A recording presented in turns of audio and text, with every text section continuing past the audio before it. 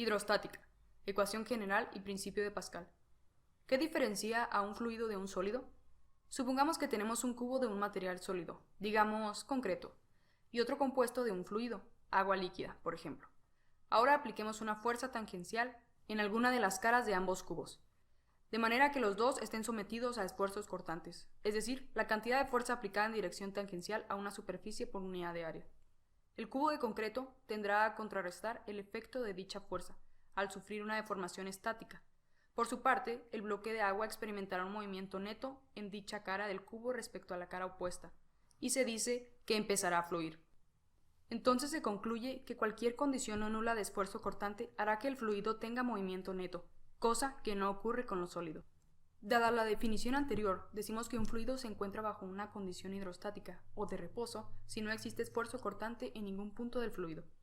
En la vida cotidiana podemos encontrar situaciones como la anterior en prácticamente cualquier fluido dentro de un contenedor, por ejemplo, un vaso con agua.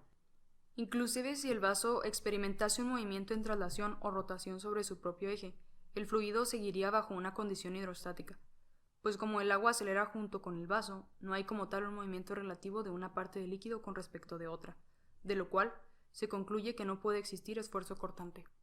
Ahora bien, el hecho de que en un fluido en reposo no existan esfuerzos cortantes no significa que no haya fuerzas internas. Debido al contacto de este con las paredes del recipiente, habrá reacciones de contacto en dirección normal a las paredes del recipiente. Una medida que nos indica que se distribuye una carga a lo largo de una superficie es la que se conoce como presión. Para visualizar mejor el concepto de presión, imagínate un bloque de un peso W apoyado sobre el suelo.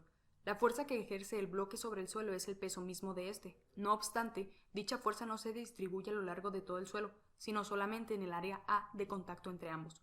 Por tanto, la presión ejercida por el bloque sobre la superficie en la que se encuentra, también denominada esfuerzo normal de compresión únicamente en el caso de los sólidos, se calcula como presión es igual a W sobre área. Podrás notar que entre mayor sea el peso y menor el área de contacto, la presión incrementa y viceversa. Volviendo con los fluidos, debido a que este último está en contacto con las paredes del recipiente, la presión se aplicará sobre todas ellas y no solamente a la base, así como también será ejercida sobre toda la superficie y en cualquier objeto que se sumerja. Pero ve aquí una cuestión importante. ¿La presión en un fluido es la misma en todos los puntos?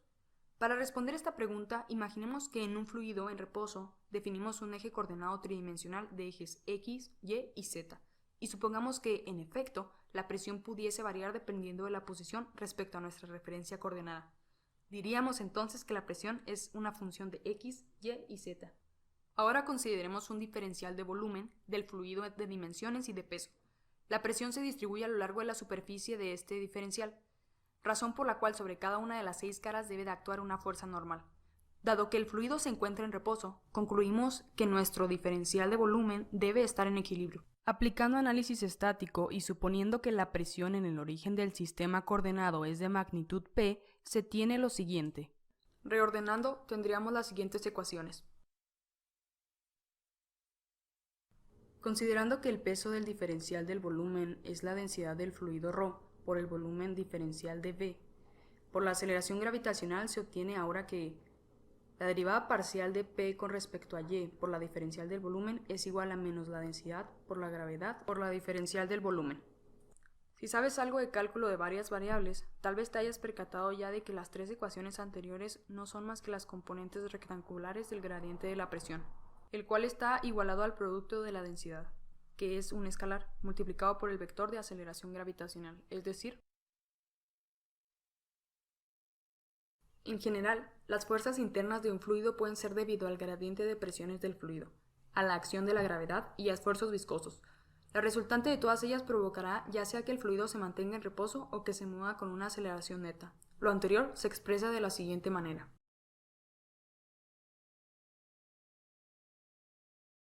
Sin embargo, recordemos que en un fluido de reposo no hay esfuerzo cortante, por lo que el último término de la ecuación anterior se anula quedando solamente densidad por aceleración neta es igual a densidad por vector gravitacional menos gradiente de presión. Esta es la ecuación general de la hidrostática, donde la aceleración A representa la aceleración atestada del recipiente del fluido.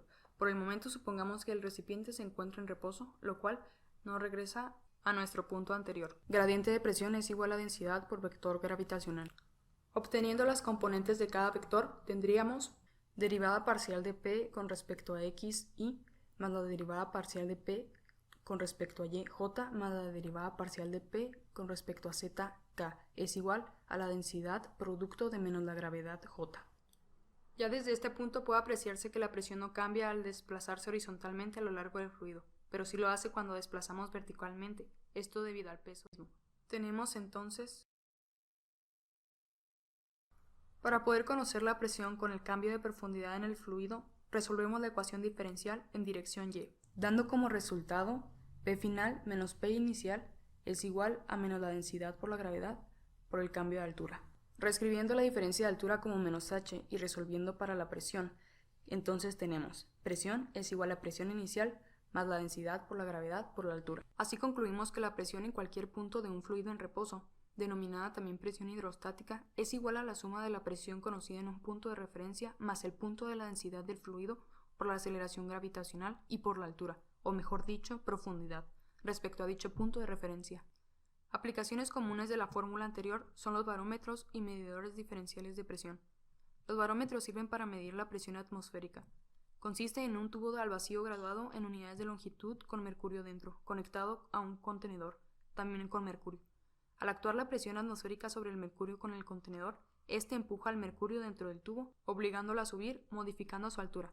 Al medir dicha altura y aplicando la fórmula anterior, es posible conocer la presión atmosférica. Por su parte, los medidores de presión diferenciales se usan para conocer la diferencia de presiones entre dos puntos.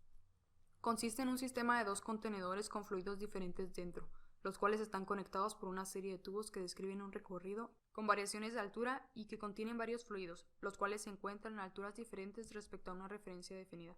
Aplicando la fórmula de la presión hidrostática, se calcula a lo largo de todo el recorrido la diferencia de presiones entre varios puntos, hasta llegar al punto extremo y finalmente obtener la diferencia de presiones entre el punto final e inicial. Otra aplicación de la fórmula de la presión hidrostática fue reconocida en 1653 por el científico francés Blaise Pascal, quien se percató de que si se aumentase la presión mediante un pistón que embonase herméticamente en el recipiente del fluido, la presión hidrostática aumentaría de esa misma cantidad. A partir de este conocimiento se enunció el principio de Pascal, el cual dice que la presión aplicada a un fluido encerrado se transmite sin disminución a todas las paredes del fluido y a las paredes del recipiente. Lo anterior implica matemáticamente que si tuviéramos un tubo en forma de U y en ambos extremos el fluido se encontrase al mismo nivel, la presión aplicada mediante empuje en un extremo sería igual a la que existiera en el otro, es decir, presión 1 es igual a presión 2. Recordemos que, en esencia, la presión es una densidad superficial de fuerza, por lo que presión es igual a fuerza sobre área. Sustituyendo esta relación de fuerzas y áreas en la fórmula anterior, se tiene que fuerza 1 entre área 2 es igual a fuerza 2 entre área 2. Si ambos brazos del tubo en U tuviesen la misma sección transversal, lo anterior significaría nada relevante. Pero la situación cambia si una de las secciones es mayor a la otra, pues para conservar la igualdad de presiones en ambos puntos, la fuerza de la sección transversal de mayor tamaño tendría que ser más grande. La premisa anterior es en la que se basa el funcionamiento de los gatos hidráulicos, los cuales consisten en un dispositivo con un fluido dentro y distribuido en forma de U, donde uno de los extremos tiene una sección transversal mayor.